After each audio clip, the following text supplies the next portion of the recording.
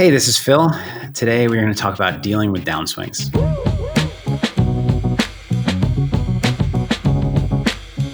As a longtime poker professional, I have dealt with my fair share of bad runs, downswings, and I've dealt with some of them publicly too. I've been in large public challenges and with all eyes on me, and I got crushed for a long time. I'm remembering one specifically. Middle, if any calls, it's gonna be a 76,000 euro pot. Does make the call. But I do often get asked about how I deal with downswings. How do I stay even keeled? And the truth is, I'm human like everybody else, and dealing with losses is hard.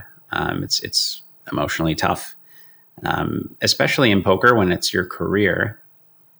You have this vision in your head of how the year, the month, the year, the decade might go for you. And all of a sudden you had this vision of how much you were going to make this year, how good you were compared to your competition. And not only have you lost a bunch, but now you start to question that. And you start to question, first of all, I lost all this money. Second of all, does this mean I can't beat these games? Does this mean I have to move down? And now I am only going to make maybe I have to move down and maybe my win rate's lower than I thought. Maybe I'm going to make a quarter as much as I thought I was going to make this year. And so it's not only the money that you've already lost, but it's all the future earnings that you've lost in your mind. And dealing with that from first of all, the loss perspective, but then confidence perspective is really tough. It takes practice. You get better kind of automatically over time. But I think the key is when you're out there kind of asking people what you should do to deal with the downswing. It's good to get input from other people, but everybody's different. Different things work for different people. And so what I like to do when I'm talking to others is ask what works for them.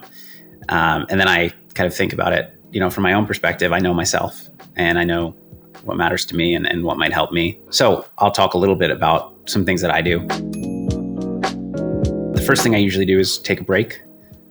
Sometimes it's one day, sometimes it's a week. Obviously, it depends on your situation. Depends if you are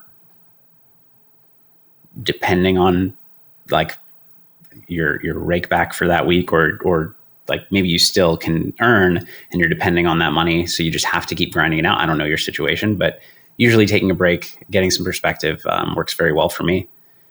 And I have a friend who has given me business advice a number of times, and he always says, never waste a good crisis, which apparently is I thought it was something he made up, but it's a Winston Churchill quote. It applies in poker too, and what it basically means is, when things are going well, it's easy to coast. We think we're just going to keep winning. We think we're going to keep succeeding, whatever the case may be. When something goes wrong, we start to question all that. We feel extra motivation. Sometimes it exposes weaknesses in ourselves, in our, I always think of it from a work perspective because it's when my friend gives me the advice, but it exposes kind of inefficiencies, whether it's with the way you set things up for your company, the ways you've set things up for yourself, working or studying and learning poker, or executing, whatever the case may be. And so take the opportunity. What I do is take the opportunity when I'm feeling that extra motivation and that lack of confidence to work extra hard. And not only does that, improve your expectation going forward, because you're getting better, but it also combats the lack of confidence that can come with a downswing. If you're just taking a break and then you come back to it, thinking, oh, that was probably just bad luck, and then you lose again, your confidence is going to be shaky. It's going to get shot pretty quickly. The fact of the matter is, in poker, there's a ton of variance, and you might be the best player in the game you play, and you might lose for 2 weeks, and that just happens. And that might be the explanation. And you go back and you play again, you lose again, and now you've lost confidence again, and perhaps you shouldn't have this whole time. And perhaps you spend a week away from the game and you spend a week studying, and it improves you by 0.5%, like barely improves you. You come back, you take that loss, you have similar expectation as you would have had you not studied, potentially, but your confidence is stronger. You can withstand it more. So even, hopefully you improve more than that, but there's a bit of a placebo effect in this case too, where I think if we know that we're doing all we can to work, and we've kind of, even if it's not learned, but it's just solidified your confidence in what you've done so far, or the way that you play already, there's a lot of value in that. And another thing that my breaks really help me with is resetting mentally. And I don't mean from a dealing with being sad or stressed about the downswing. I mean, you used to have this much money. You were playing these stakes, and you felt like you were beating these players, and you had goals that were higher than that. And now you have less money. You might have to move down. Your goals might have to move down. And so if you continue to play, trying to get back to where you were quickly so that you can go to where your goals used to be, you're just setting yourself up for a losing battle. And so what the break usually does for me is I say, okay, well, now this is where I am. Now my goal is to start rebuilding from here. My goal is not to get to where my previous goal was, because that's now too lofty a goal for me right now. And when you make that reset in your mind, and you're not trying to get even, you're just starting fresh and kind of building. It helps me, at least, with motivation quite a bit. I do think part of knowing yourself is knowing what drives you to play poker in the first place. A lot of the time I'll find that my actions don't match my true goals. So I will feel this, just an example. I'll feel a huge pressure to put in a lot of hours because there's a pretty good game right now, and it may go away. So I'm just going to grind. And I'm letting some other areas fall behind. I let my health fall behind. I spend less time with my family. I'm not improving my game. But if you were to take me aside before then, after then, at some point, and say, what's really important to you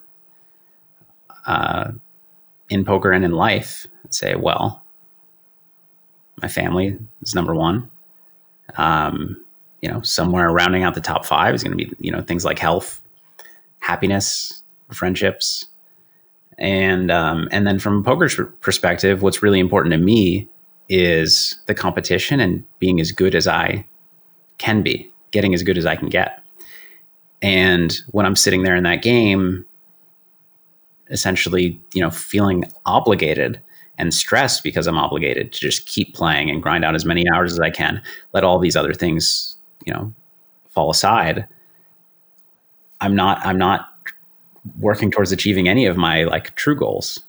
And I think it's really easy to lose sight of that. And I don't necessarily have a solution that is always in the moment going to fix that for you, because we are going to make emotional decisions. We're going to get into a spot and feel like, okay, I have to focus everything on this, or my friend is studying this and getting really good at this. So, I don't want to fall behind. I'm jealous of what they've been doing. I want to do this. So, the only thing you can do is really, every once in a while, maybe you put it in your calendar, revisit your goals. So maybe at one point you sit down, maybe with a friend. I think it's helpful to talk with somebody else, talk about what's important to you. And then you can write that in a document and, put in your calendar every 2 months, I'm going to go look at what I said was important to me and ask myself, first of all, are these the things that are still important to me? Usually they will be. And then second of all, are my actions, am I acting in accordance with this priority list? And usually you won't be if my experience tells me anything. One thing you can do is check out a poker variance calculator. And this is something that I'll do during my downswings as well. And actually, this brings up a couple of very important points. So firstly, you can go to, I believe it's Prime Dope Poker Variance Calculator. If you type that into Google, you'll find what you're looking for, and you can enter your expected win rate. You can enter your observed win rate, so what has been happening. You can enter the number of hands played, and then you have to enter the standard deviation, which is something you can look up for the type of game that you're playing. And it'll tell you how likely is it, if I'm right about how much I'm winning in this game, that, starting 4,000 hands ago, I would have ended up here or worse. And it'll tell you, oh, that's 25% likely. If that's 25% likely, this isn't too abnormal. It might say, oh, this is 2% likely. And then you're like, oh, wow. So I'm either getting really unlucky or I'm wrong about one of my assumptions. And this is one of the most important topics about downswings is, sometimes you're getting unlucky, and sometimes you're getting unlucky and playing worse as a result, but sometimes you were not as good as you thought compared to your competition in the first place. And if you are not aware of that possibility, you're deluding yourself, because like top 10 players in the world will play against each other because both of them think they're the better player and one of them is wrong. And these are the absolute best players in the world. So, poker, because of variance, is built so that people don't really know where they stand. And, if poker were chess, people wouldn't play each other for big money because people would know where they stood. So variance is kind of a necessary element of a game where people bet against each other.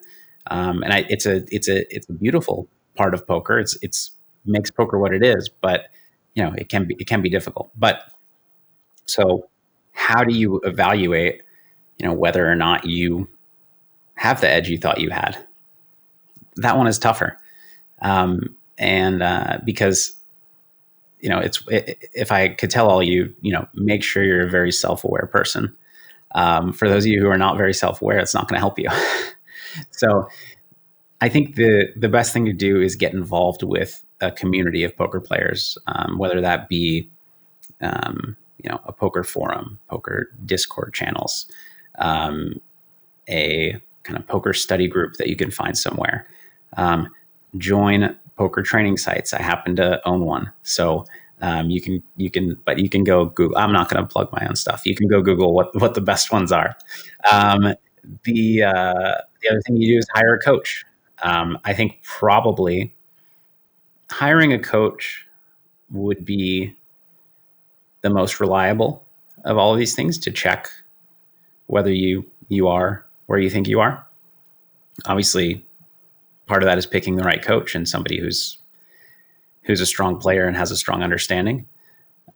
But getting somebody else involved, looking at the hands you've played, talking to you, and hearing your reasoning behind why you make the plays you make, why you think you're better than this opponent, or whatever the case may be, and getting that, either verification or reality check or somewhere in between, is the easiest way to figure out where you stand. Because, if you're a favorite in the game and you've lost a lot of money, you're on a bad run, you're unlucky. If you're an underdog in the game and you've lost a lot of money, it's just what was supposed to happen. And so all the advice of you can fight through this, just keep going, believe in yourself. It's not going to work if you're losing in the game, because it's terrible advice. If you're losing in the game, you're going to keep losing. Now, obviously, some people play poker for fun. Even I play in games where I think I'm an underdog because I find it fun and I want to learn. I want to challenge myself. So I'm not saying if you're an underdog, stop playing poker. Just if you're an underdog, try to make yourself aware and make the best decisions you can. One thing I should add about, when you're looking at how unlikely your downswing might have been according to your assumptions is the difference between 2% and 25%. At 25%, you wouldn't need to question your previous assumptions very much. At 2%, it's very possible 2% of the time that was going to happen. That happens all the time. 2%ers happen all the time, as poker players know. But for those familiar with Bayesian probability, or I guess for those who aren't, essentially, the way Bayesian probability works, you look at your kind of prior probabilities.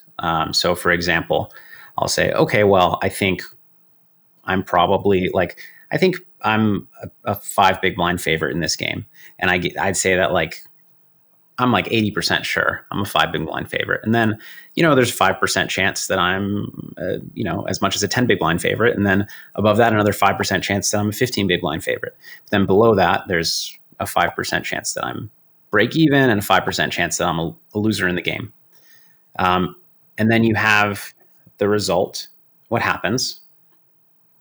And the way it works, we're not going to do the math on this call because I'm not capable of doing it in my head. Essentially, you look at, okay, if this case were true, how likely is it that we would have ended up here? And if this case were true, how likely is it that we would have ended up here? If this case were true, et cetera, et cetera, et cetera. And then there's a formula that you use to shift the kind of new probabilities.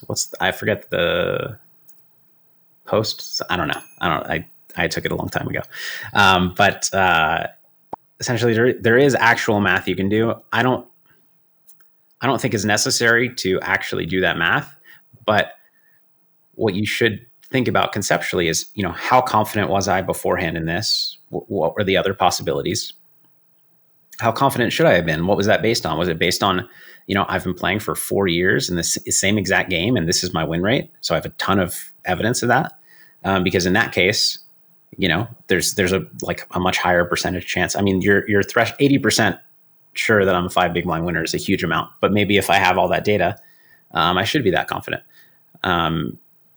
But if you were just starting out in that game and you're like, well, the players seem a little bit bad, I think I know what I'm doing, so I'm probably a 5 big blind winner. You should be realistic with yourself and say that, maybe that's 10% likely. And there's this whole spectrum of things that could be true.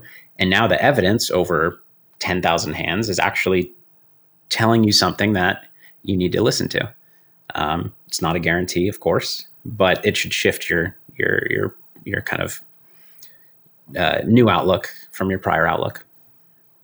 But yeah, so conceptually, it's how sure was I of these things? How damning is this evidence? Did I play for 1 day and lose 2 buy-ins? Because that's meaningless. But did I play for a year and lose consistently and lose, half my money? Then it starts to be more meaningful. And based on those things, you come up with the likelihood that you stand where you thought you stood, the likelihood that you stand elsewhere. And then you can factor in other things there's not a mathematical formula for this that I'm aware of, but you can think about, okay, well, I thought I was here. I played these hands. It hasn't gone how I hoped. And maybe it's only like a 3% chance that I would have had these results or worse given where I thought I was. But you know what? I've seen middle set run into top set 20 times in a month. I've seen this player who's won most of my money play a hand like this, play a hand like this, play a hand like this. And actually, in the example I just came up with, you might need to ask yourself if you're being cheated. But things like that you can look at and say okay, well, the variance calculator is only telling you how unlucky you've gotten over this time to have achieved those results if you were right. But if you've witnessed a lot of things over time that are indisputably very unlucky, then that becomes more of a likely scenario that, I actually have gotten that unlucky. Now, in that, be aware that everybody's bias is to remember the unlucky moments and forget about the lucky moments. Perhaps a super lucky moment, like you played the biggest pot of your life and you had only 2 outs and they hit on the river. You'll remember that. But don't forget that, if we get all in and I'm a 70% favorite and I win, I got a little bit lucky. I wasn't entitled to 100% of that pot. I was entitled to 70% of it. And if I've won 6 out of 6 70%ers, now I've gotten quite lucky because I'm not supposed to do that. And so be aware that you're going to have that bias no matter how aware you are, how smart you are. You're going to have that bias that it feels like you've gotten more unlucky than you have. And that's where things like data helps. If you're playing online, you can look at your hands in a tracker. You can look at all the biggest pots you played and see, how many have I. Well, first of all, trackers can calculate all-in expected value. So of all the all-ins I played, I was supposed to end up with this much money. I ended up with this much. So that's how unlucky I've gotten in all-ins. But then you can look at all the big pots you played. You can look at all the times you've flopped a huge hand and whether you've run into another huge hand or a slightly worse hand and won. All of those things can help you kind of gauge the luck factor a little bit. But as I'm saying all this, I think go back to the variance calculator and focus more on that because that's just going to be more reliable. That's not going to be influenced by our weak human minds and biases. The last thing that I like to do, and it's really part of taking a break, but it's to spend time doing other things, which I guess if you're taking a break, you're forced to, but spend time with other people, kind of experience the rest of your life because especially if you're playing full time, poker can feel like your whole world. And you're doing this like maybe 10 hours a day for a month. And if you're losing, it can feel like you're just losing at life. And so getting the perspective of, oh, this is an element of my life. And I have this thing that I care about. I have this other thing that I care about. I have this other thing that I care about. And poker's a game and it's my career. It's my career, but it's money. It's not everything. I don't know if that's somewhat unique to me as like a game player and a very competitive person, but it can really just feel like when you're playing, it can just feel like the entire world. And in reality, it's not. And getting that perspective is really helpful. Hey, thanks for watching. I am really looking forward to seeing what you thought, both of this video itself, the content that I covered and the structure of it. Really any feedback you have altogether, positive and negative. I'm figuring this out as I go. I'm mostly making videos that I find interesting thus far, but it's really going to come down to what people like you like to see. And the way that I'm going to learn that is primarily through your feedback in the comment section below. I guess you can probably reach me on Twitter or elsewhere as well. If you see me on the street, feel free to stop me. Please stop me and critique this video. But very much looking forward to that. And I'll see you next time. This is Phil. Take care.